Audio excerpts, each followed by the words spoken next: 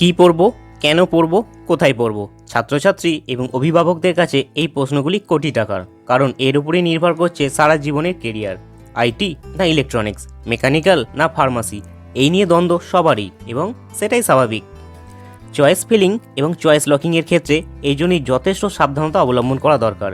এখানেই প্রয়োজন স্কুল শিক্ষক, অভিভাবক এবং কলেজের সিনিয়রদের, কারণ এরাই ভবিষ্যতের প্রজন্মকে সবসময় সঠিক রাস্তা দেখান।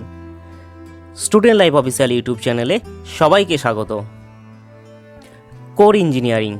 বর্তমানে আইটি বা কম্পিউটার সায়েন্সের ক্ষেত্রে চাকরির সংখ্যা একটু বেশি হলেও কোর ইঞ্জিনিয়ারিংয়ের গুরুত্ব যে কমে যাচ্ছে এটা সম্পূর্ণ ভুল, কারণ প্রতি বছর ক্যাম্পাসিংয়ে প্রচুর ছেলেমেয়েরা ভালো চাকরি পাচ্ছে।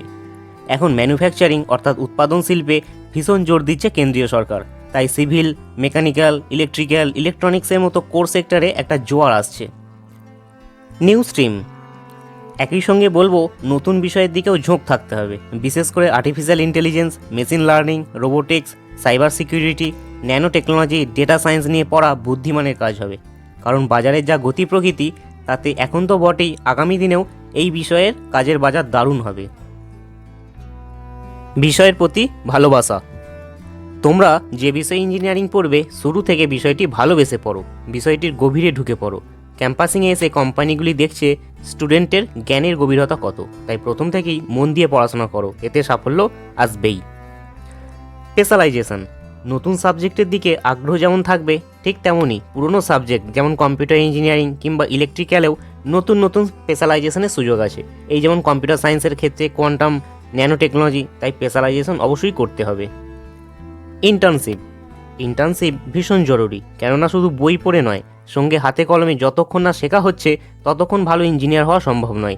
তাই আগে থেকে জানতে হবে কলেজ থেকে ইন্টার্নশিপের ব্যবস্থা করা হয় কিনা। কলেজের ল্যাব, লাইভ ইন্ডাস্ট্রি প্রজেক্ট, ইন্ডাস্ট্রির সঙ্গে যোগ রয়েছে এমন ল্যাব দেখেই কিন্তু কলেজ বাছাই করতে হবে, তাই ল্যাব ভালো হওয়া জরুরি। সঙ্গে অবশ্যই ভালো ফ্যাকাল্টি দেখে নেওয়া দরকার।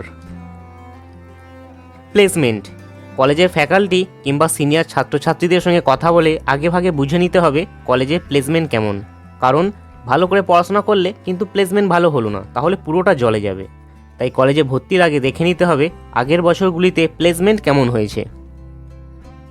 তাই শেষে বলবো, বিষয় বাছাইয়ের সময় নিজের আগ্রহ এবং নতুন সাবজেক্টের সুন্দর মিশেল যেন থাকে। ভিডিওটা ভালো লাগলে অবশ্যই বন্ধুদের শেয়ার করো।